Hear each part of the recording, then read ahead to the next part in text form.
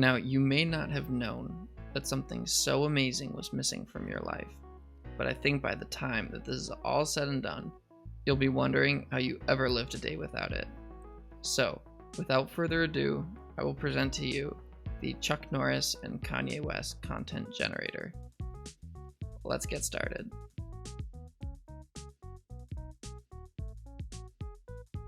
Now, I also want to mention before we get started that if you like what you see here, feel free to subscribe for more content like it.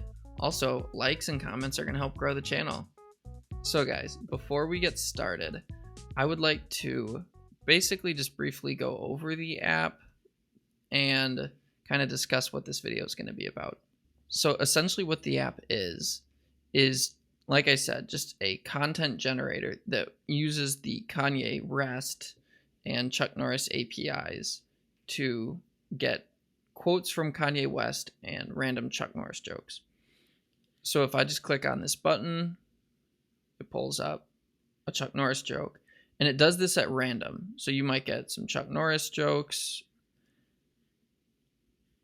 a lot of them apparently right now, and then you can get Kanye West, and it'll just go back and forth. So the way I'm going to structure this video is basically by, instead of just deleting everything and writing it from scratch, I'm going to provide the CSS in the, I'll see if I can just link it in the description for the video so that you can copy it. If not, I will make it available on my GitHub, and so you can get it through that regardless. But basically, it's not going to be starting from an empty canvas. I already have the HTML in place for everything, and the styling's already done. And so it's more just to go over the business logic, which is, I think, where most of the teachable moments come from. And so we'll see where that takes us. All right, so let's get cracking. Now, I'll try and throw up a graphic or something for covering the different steps I took. But essentially the way it worked is I started with going through and determining the logic of what I wanted to build. And from there, it kind of followed just a linear progression from whatever I needed next. I would just build that in a function and then use it. And so like what I wrote here, the main focus was using AJAX requests and writing this in dry code. So do not repeat yourself. And I wanted to make it in a clean code example. And part of that's because a lot of the times when I'm doing these videos, I can even find myself writing a little bit more sloppy for the sake of getting things finished. And I think it's important to, especially when you have the time, write with clean code. So if I refresh the page, you see the first thing is this load killer content. And that's kind of the first thing that I built out. And so if I go into the HTML code, we see button with a class and an ID and the content.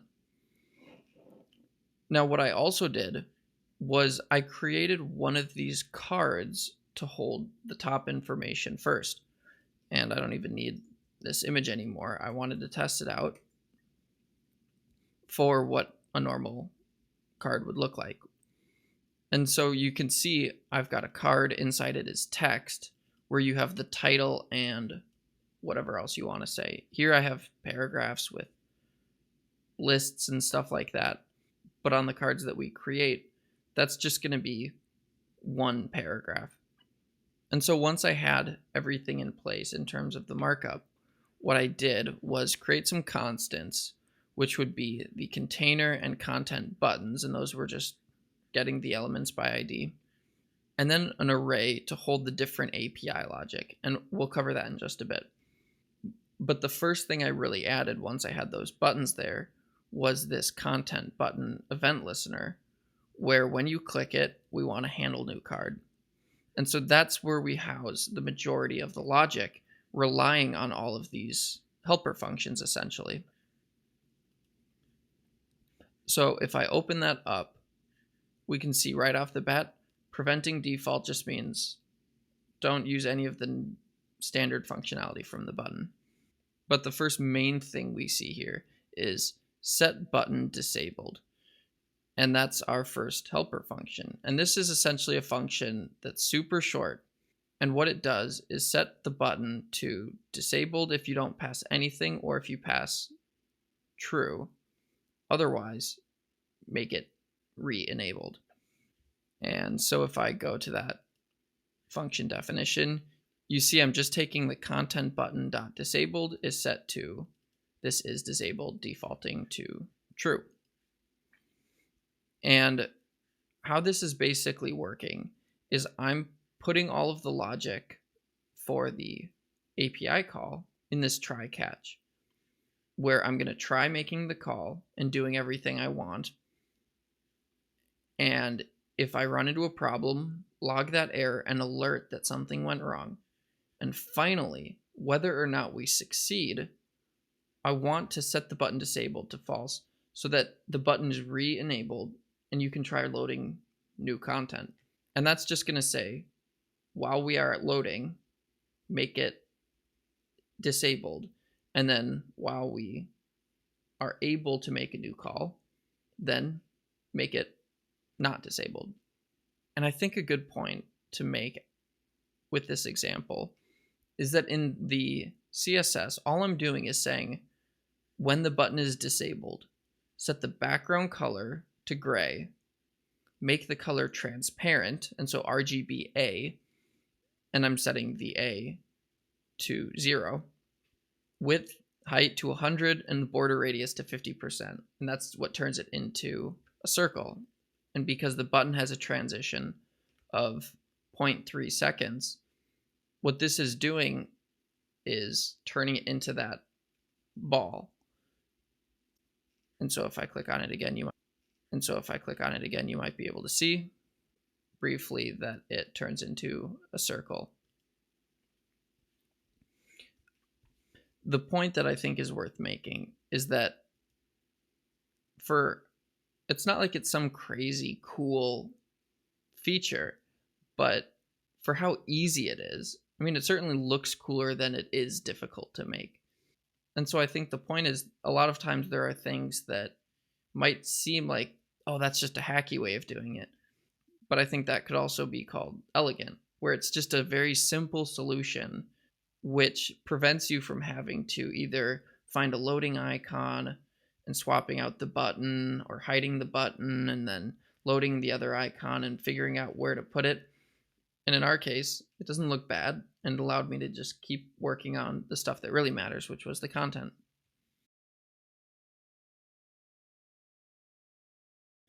And so the next thing I did after getting the button to properly disable and re-enable was I wanted to model out the API logic. And how I did that was I just created this array called APIs. And the idea I had was, what if I just made it a pattern of API objects where in the future, if I wanted to add new ones, it would be super simple. So I wasn't limited by having to hard code out Kanye and then Chuck Norris. And what I did was just create objects that have an ID, a name, a URL, a get text, and then get image URL functions. And so here, like you can see, I'm just giving the URL to the Kanye West call as well as the Chuck Norris one, giving them names for what's going to appear on the card. And then what I do is later on we'll see a function where I'm making the call and getting the data that is returned. And then I can pass that data to these API objects to pull out either the text or the image URL. And so this would probably be a good point to take a look at what those look like. So in terms of Kanye REST, this URL returns literally just an object with the quote attribute. And so if I keep returning, you see it's different each time. Great. So that's all we need. When it comes to the Chuck Norris, there's a little more to it, and you probably can't see. I'll try and make it big. But essentially, it's giving us more information. So we have things like categories created at, URL for an image, and if you can see down here, values or value, and that's what has the quote. And so if we look in our code, get text for Kanye is literally just returning that response.quote, whereas Chuck Norris is getting the response.value. And the response.icon URL for Chuck Norris, whereas Kanye, it doesn't have one. And so I created a directory and put a Kanye West JPEG in there. And so I, regardless of what the response is, I'm not even worrying about it. I'm just returning that same image of Kanye every time. So theoretically, if the Chuck Norris API started returning one of 10 different pictures of Chuck Norris, each card would be different and reflect whatever that response had. And so I think the good point to make here is that a good general approach when you're figuring out how to structure the data is you're trying to map reality into data. And in this case, the reality is I have different APIs, and those APIs have different names and URLs, and you get text and images from them differently. And so theoretically, you could create a function for each API, and that function would do the call, get the response, and create a new card. But then if you wanted to create new APIs, you would have to create new functions for each API, whereas now we are taking repeatable logic, putting it into these objects, and it means if I get a new API with a simple get request that returns an object, from there, all I have to do is change this one part of code, and it'll already work with the rest of our app. So if I go down a bit, we can see the order that things happen now. We are choosing a random API. We are then getting its data from get new card data. We are creating a card, and then we're placing the card before our button. And then, like we said before, whenever that's all done, let's set a button disabled to false. So let's just take each one of these functions one at a time and break it down simply.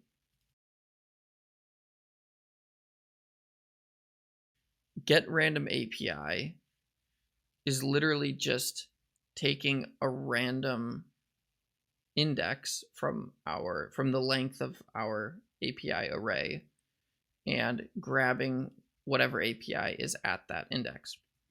So if you ran that over and over again, you'd keep getting either Chuck Norris or Kanye West.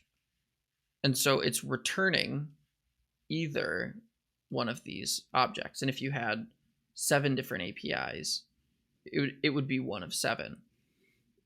And so theoretically, if you wanted 2 out of 3 requests on average to be Chuck Norris, you could just copy this object, paste it, and make it an array of 3, where 2 of them are Chuck Norris and 1 is Kanye.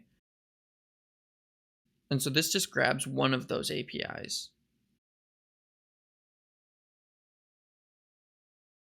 Next, we are getting new card data.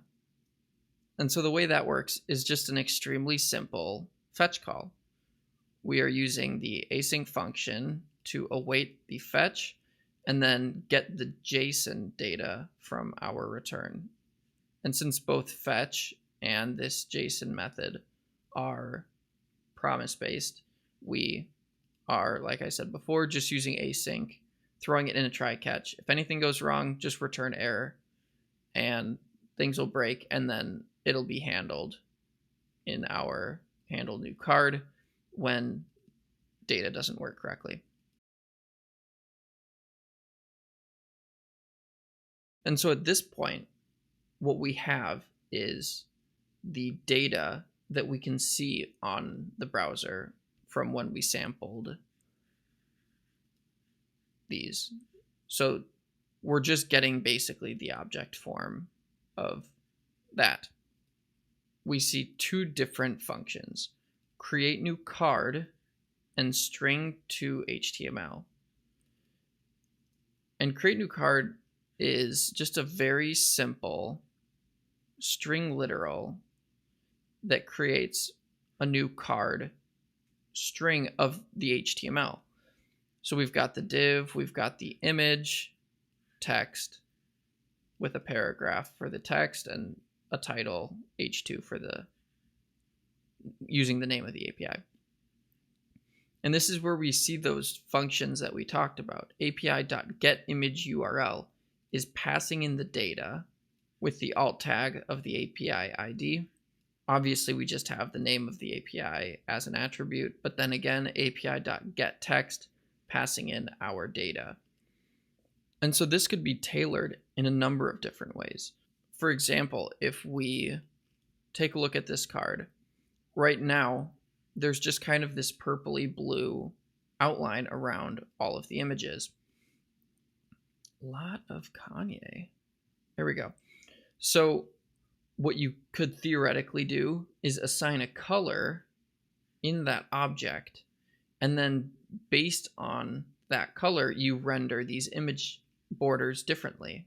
And that would just be super simple, putting an inline style around this image. And so this creates that string, and that gets passed to string to HTML to give us the node of the new card that we created. And string to HTML is just using the DOM parser, which essentially creates a new document based on a string of HTML. And so we're passing that string in. And then because it creates a whole document, not just the actual HTML, but it has a body, all of that stuff, then what we want to do is say, from our body, get the first element child, which is what we passed in this string. And that just gives us what we wanted, which is a node that we can then insert into our container. And that's what we see here, container.insert before, and we're passing this card, which goes before the content button. And so that's pretty straightforward. When I click this button, I'm going through all of these steps, which is disable the button, pick a random API, get the data from that API, and then create a new node, which is just the new card, and insert the card before the button. And that's just a repeatable logic that happens every time you press the button. And so we can see here, we've got all of that functionality, which it's not something crazy, but it's decently cool, I think, with 3 constant variables, and then 1, 2, 3, 4, 5, only 6 functions, 2 of them are async, and just our event, which is the button click event. And if we scroll up, we've got just some global styling, some UL stuff, and then button, card, container, image, text, and title. And again, this CSS I'll make accessible, so if you want to go through this and make something cool, but you don't want to go through the boring parts, although you should, I can understand that. And so, yeah, this just kind of works pretty simply. And so I think what's kind of cool about an app like this is you're able to, first of all, you can get this done in just a couple hours if you don't know what you're doing. And if you do know what you're doing, probably less than an hour. And so it allows you to create something quickly, but then you can just be creative and expand it however you want. And so just you can quickly brainstorm cool ideas to expand the functionality. So for example, you could, in terms of the Chuck Norris one, you could put more information. Like, I think there was a date and some other random information about it, category or whatever. And you could just say, if you have that, add it to the card. And if you don't, just leave it simple. Fur pillows are hard to actually sleep on. Yeah. Or you could make maybe a continuous scroll where when you get to the bottom of the page, it automatically triggers that event. Just simple things like that that might not be too hard to implement, but they look cool, and it just gets you in the mode of thinking how you could expand functionality, which is always the fun part. So yeah, I don't think there's a whole lot more to go over. So if you got this far, I appreciate it. Thank you for watching. Again, feel free to like, comment, subscribe to help grow the channel. If you absolutely hated it, I guess give it a thumbs down. But nevertheless, hope you enjoyed it. Welcome to the channel, and I hope to see you next time. See ya.